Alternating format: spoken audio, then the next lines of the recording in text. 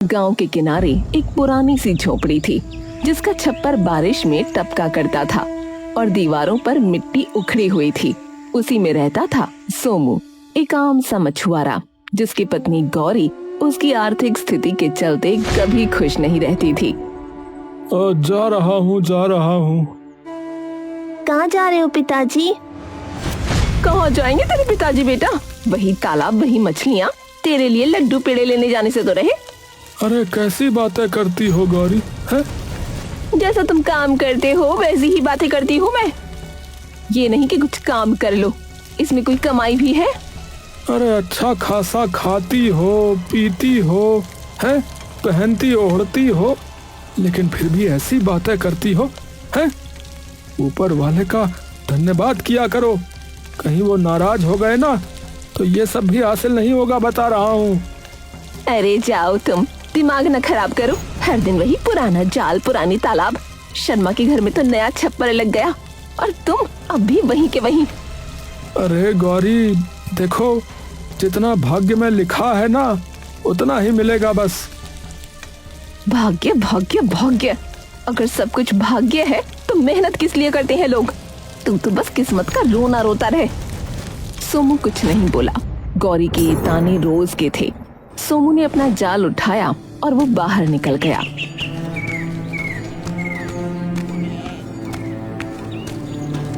अरे चल रे जाल, आज कुछ ज्यादा मछलियां पकड़ ले तो गौरी का मूड भी ठीक हो जाए। गांव में 2 तालाब थे, एक में भीड़ रहती थी और दूसरे में मछलियां कम थीं, इसलिए वहां कम लोग जाते थे।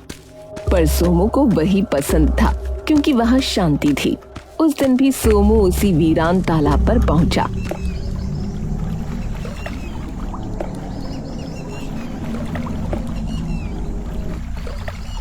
जाल फेंका, इंतजार किया, लेकिन आज कोई मछली नहीं आई।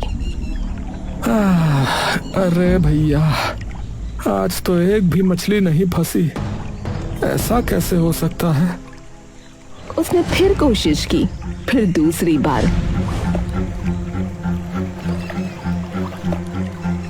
तीसरी बार,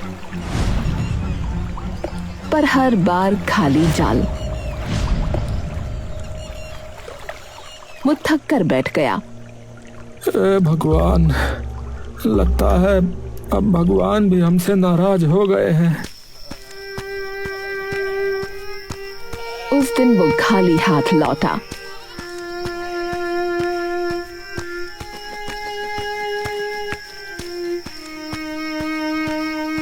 और गौरी के ताने सुनकर सो गया।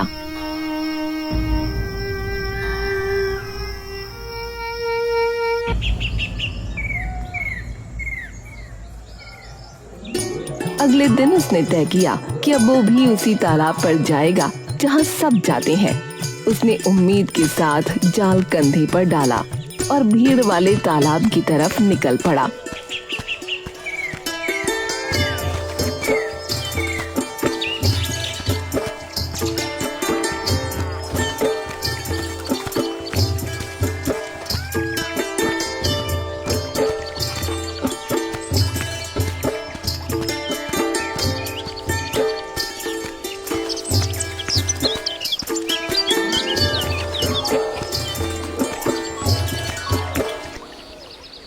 अरे सोमू भी आ गया, देखो।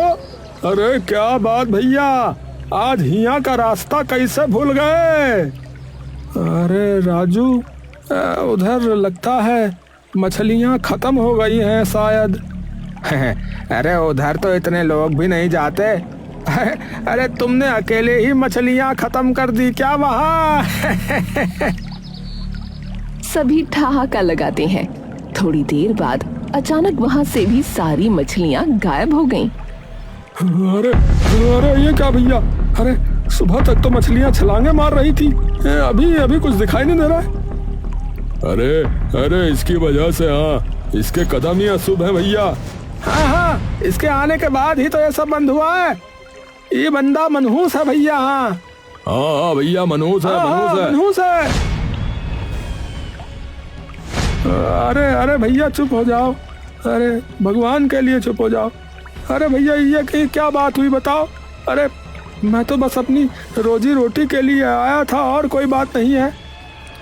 अरे अपनी रोजी के चक्कर में तूने सबकी रोजी रोटी छीन ली रे, पनौती कहीं का।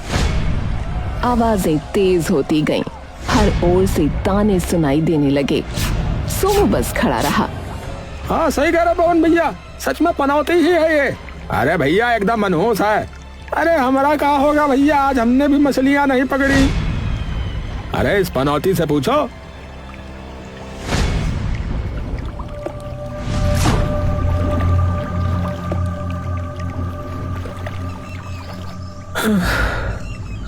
शायद ये लोग सही ही कह रहे हैं। लगता है मैं सच में पनौती ही हूँ। जहाँ जाता हूँ वहाँ ऐसा ही बेड़ा गर्क हो जाता है।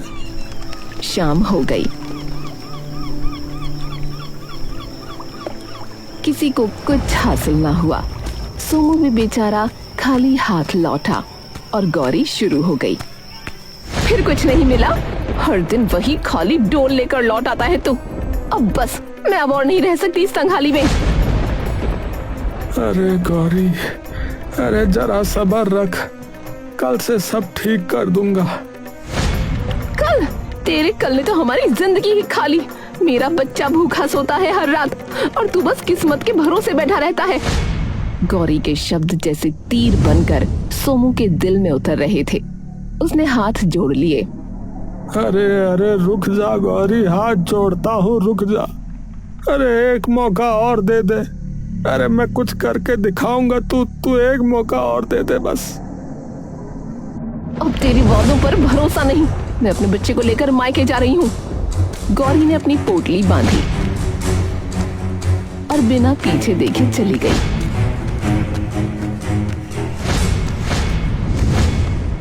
सोमू वहीं खड़ा रह गया, खाली झोपड़ी में खाली दिल के साथ। उसकी आंखों से पानी टपकने लगा। अगर यही किस्मत है तो इसे मैं नहीं मानता अभा। हाँ, मैं नहीं मानता। मैं अब अपनी किस्मत बदलूंगा।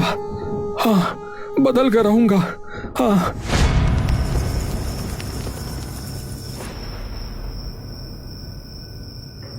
उस रात न उसने खाया न वो सोया।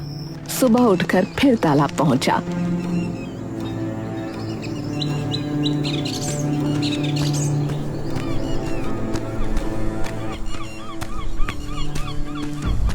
जाल फेंका, घंटों बैठा, लेकिन नतीजा वही सन्नाटा। अब गांव में चर्चा फैल गई थी। अरे भैया सुना है सोमू गया रहा आज फिर से तालाब पर है, सच है का? अले थोलो भैया, अले उतने कदम ना पलते ना, वहाँ तू भी है तो बोता है। अरे सच में वो मनहूस है भैया। हाँ, उसके कारण देखो पूरे गांव का धंधा चौपट हो गया। बताओ। वो लोग सोमू को गांव से निकालने की सोचने लगे, जिसके लिए वो सीधा राजा शंकर देव के दरबार में उसे लेकर पहुंच गए।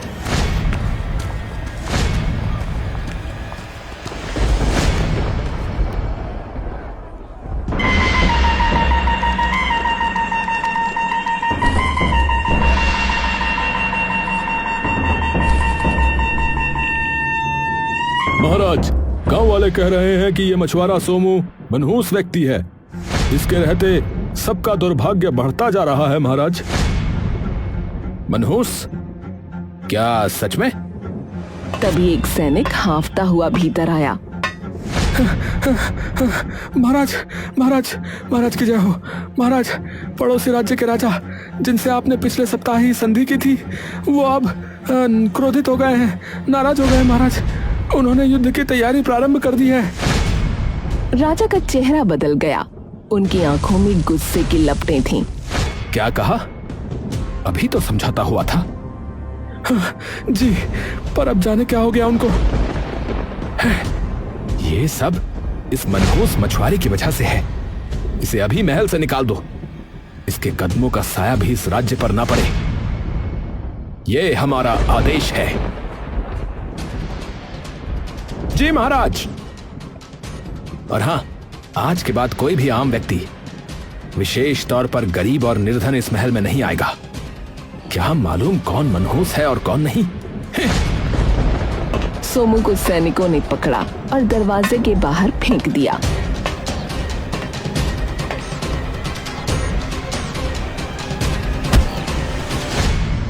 वो गिरा, फिर भी कुछ न बोला। अरे अब जाऊं तो कहाँ जाऊं? अरे अब तक हम जब चाहते थे तब राजा के पास चले जाते थे। इस मनहूस की वजह से तो जो है अब हमारा राज दरबार का दरवाजा भी बंद हो गया भैया। अब राजा किसी से बात नहीं करेगा, कह दिया है उसने। अरे वैसे तुझे कुछ अजीब नहीं लगा? महाराज ऐसे तो नहीं थे। अरे भैया यहाँ खाने के लाले पड़े हैं और तुझे जो है महाराज की पड़ी हुई है। अरे महाराज चलो अब यहाँ से। उधर सोमू भूखा प्यासा बिना दिशा के चलता रहा।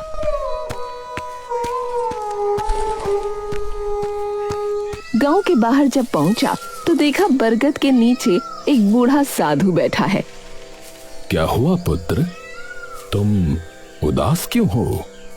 प्रणाम बाबा। क्या बताऊं बाबा जी, सब मुझसे नाराज ही हैं। पत्नी छोड़ गई, गांव वाले ताने देते हैं। राजा ने भी मुझे अब निकाल दिया है। लगता है मैं मनहूस व्यक्ति हूँ। भाग्य से भागा नहीं जाता पुत्र, पर कभी कभी भाग्य वही मिलता है जहां कोई जाने का साहस नहीं करता। क्या क्या बोल रहे हैं बाबा जी, थोड़ा समझा के बताइए।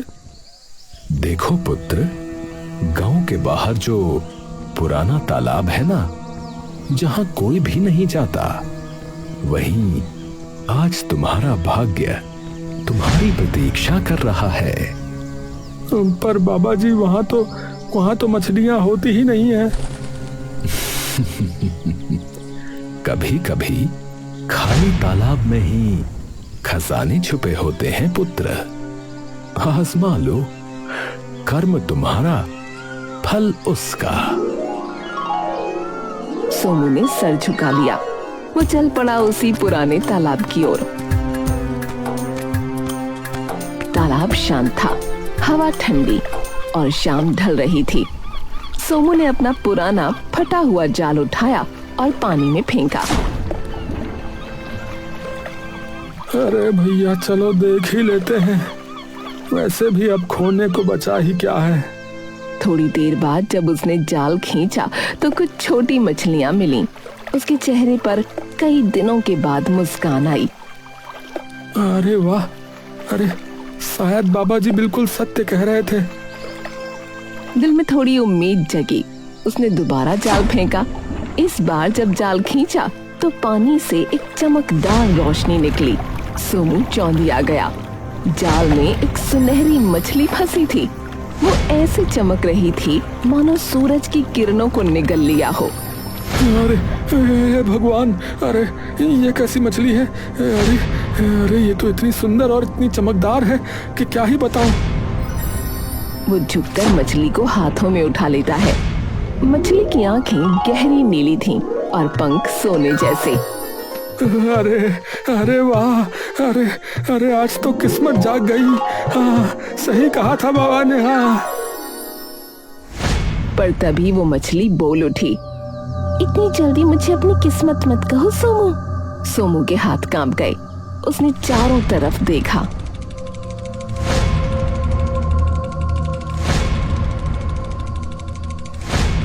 पर कोई नहीं था। मैं ही बोल रही हूँ, डर मत, तेरा समय अब बदलने वाला है। सोमू की धड़कनें तेज हो गईं। वो अब भी विश्वास नहीं कर पा रहा था कि मछली बोल रही है।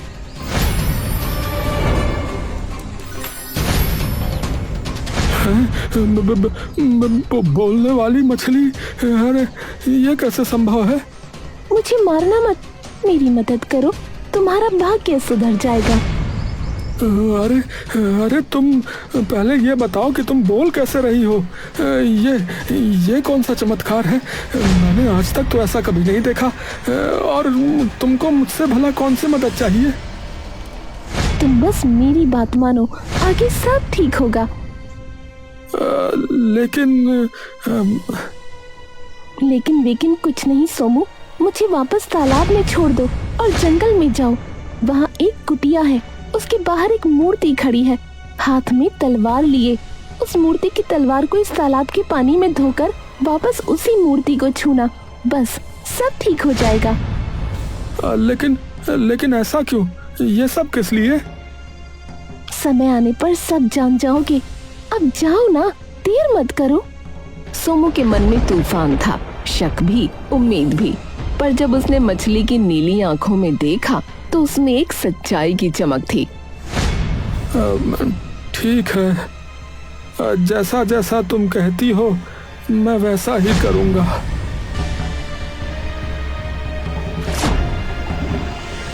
वो जाल समेटकर जंगल की ओर बढ़ चला।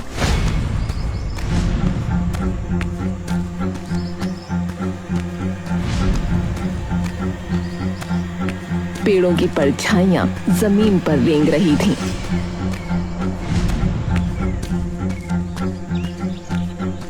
जैसे कोई पीछे पीछे चल रहा हो।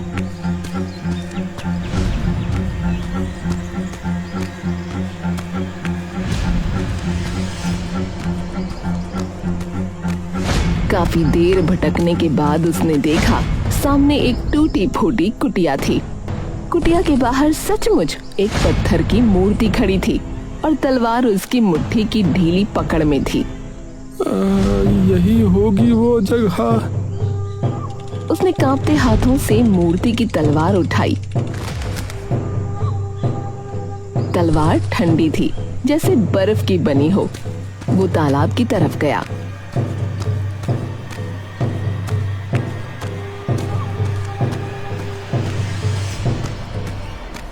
तलवार को पानी में डुबोया।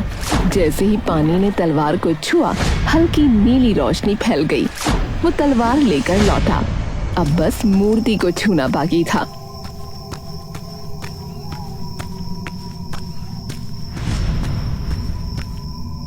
जय बजरंग बली, अब जो होगा देखा जाएगा। वो तलवार लेकर मूर्ति की ओर बढ़ा ही था कि तभी कुटिया के भीतर से एक गहरी आवाज गूंजी। कौन है? अंदर आओ, मेरी सहायता करो। सोमू ठिठक गया। उसका दिल जोरों से धड़क रहा था, पर उसने साहस जुटाया और दरवाजा धकेलकर भीतर चला गया।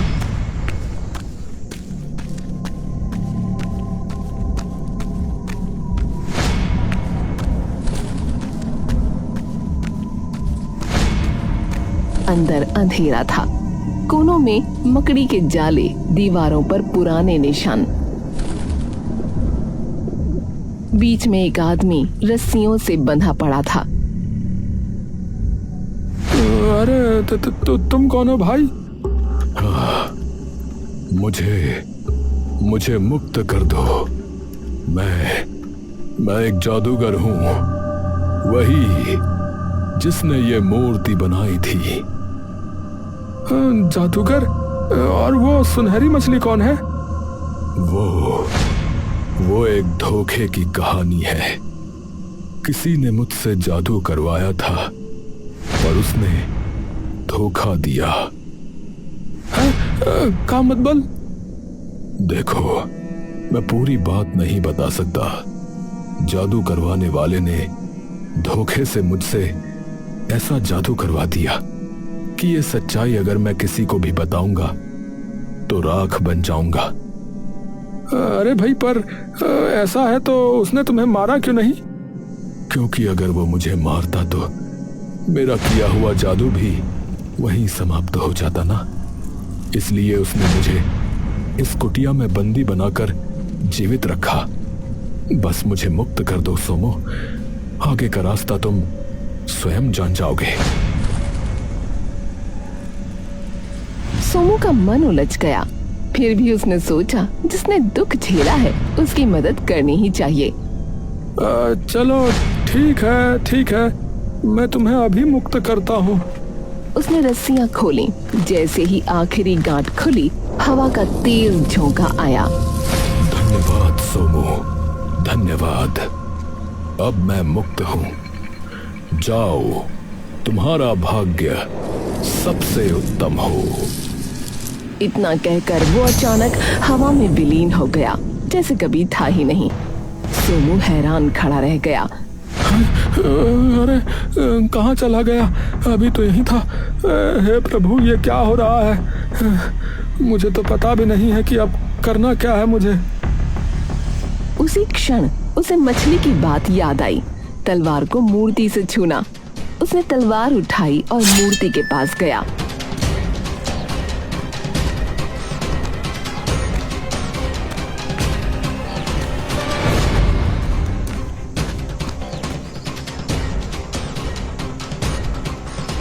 अरे हाँ, अब जो भी सच्चाई है सामने आ ही जाए, उसको छू देता हूँ।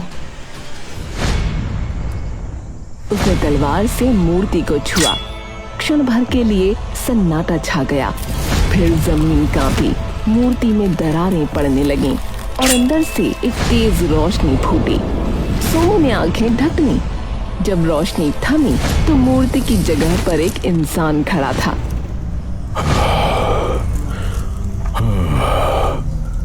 अरे आखिर किसने मुझे इस शाप से मुक्त किया? अरे महाराज शंकर देव, अरे महाराज आप यहाँ कैसे? हाँ, मैं ही हूँ। मुझे किसी ने छल से इस रूप में कैद कर दिया था। अरे मतबल जो महल में है वो असली राजा नहीं है? नहीं सोमू, वो एक बहरूपिया है जिसने मुझे छल से मूर्ति बनाया। परंतु तुमने मुझे मुक्त किया है, इसलिए अब सच का पर्दा उठेगा। चलो मेरे साथ चलो, अब महल लौटने का समय आ गया है।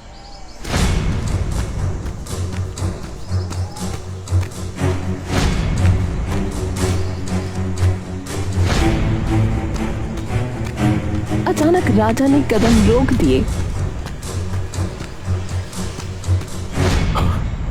पर सोमू, एक बात बताओ, तुम्हें आखिरकार कैसे पता चला कि मुझे बचाना है? महाराज, ये सब तो सुनहरी मछली की वजह से हुआ। उसने ही मुझे राह दिखाई थी। उसने कहा था कि मैं आपकी मुक्ति की कुंजी हूँ। ये सुनते ही राजा का चेहरा बदल गया। मछली कहाँ है वो? सोमू ने बताया और दोनों बिना एक क्षण गंवाए तालाब की ओर दौड़ पड़े।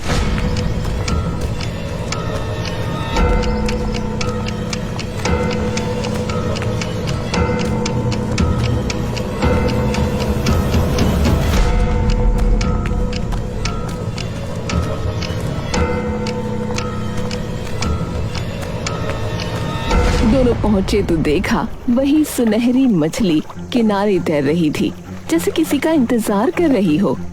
अरे इतने समय से तुम यहीं थी?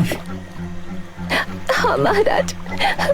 राजा ने अपनी तलवार से उंगली पर हल्की चोट की और खून की कुछ बूंदें तालाब में टपकाईं। अचानक मछली का शरीर फैलने लगा और कुछ ही पलों में सामने एक स्त्री खड़ी थी। प्रिय, हे प्रिय, मेरी रानी। हाँ, इस मछुआरे ने हमें मुक्त किया है मेरे स्वामी। मैं तो बस आदेश का पालन कर रहा था महाराज। चलिए महल चलते हैं अब। तीनों महल लौटे।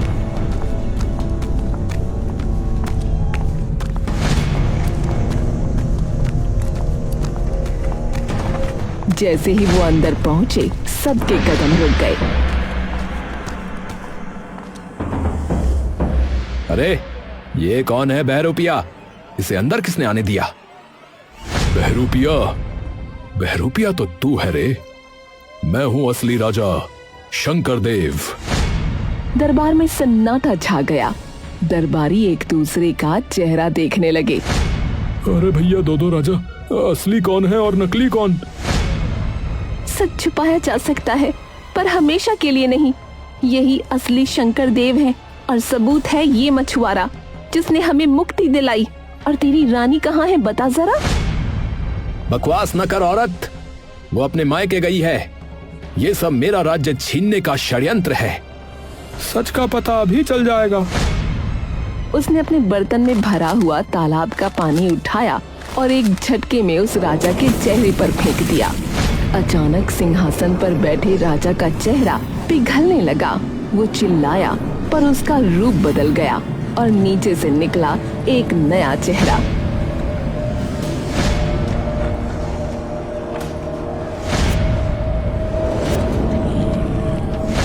अरे राजकुमार, आप तो गुरुकुल गए थे। हे भगवान, बेटा तुम हमारे साथ छल करने वाला है, हमारा ही खून था। मैं समझ रहा हूँ। इसे भय था कि मैं इसे उत्तराधिकारी नहीं बनाऊंगा, इसी कारणवश इसने ये किया। राजा का अंदाजा बिल्कुल सही था। राजकुमार ने इसीलिए ये किया था। महारानी, मैं राजकुमार को इस राज्य का राजा नहीं बना सकता। वो बहुत ही क्रूर व्यक्ति है। मैं अपनी जनता को तड़पते हुए नहीं देख पाऊंगा। राजा के लिए मैं किसी अच्छे व्यक्ति का चुनाव करूंगा। मुझे गद्दी चाहिए। अगर पिताजी ने ना दी तो मैं छीन लूंगा। अब न्याय होगा। इस विश्वासघाती को कारागार में डाल दो। सैनिक आगे बढ़े।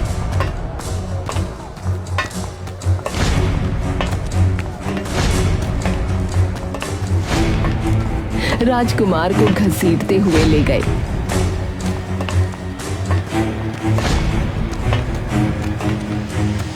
राजा शंकरदेव की जय, राजा शंकरदेव की जय, राजा शंकरदेव की जय।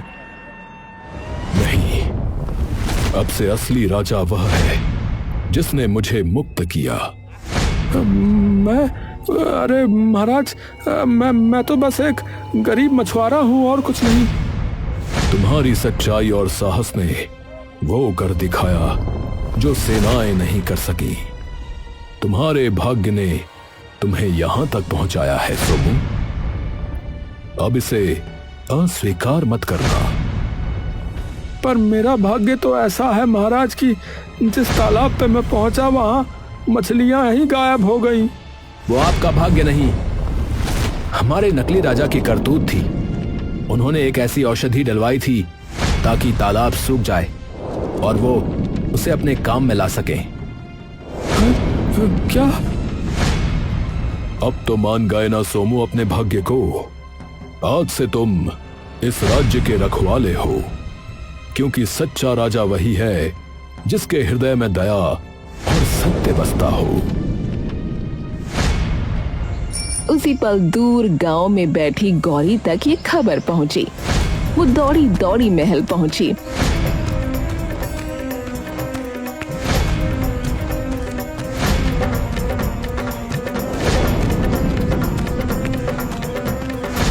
सोमू, मुझे माफ कर दो।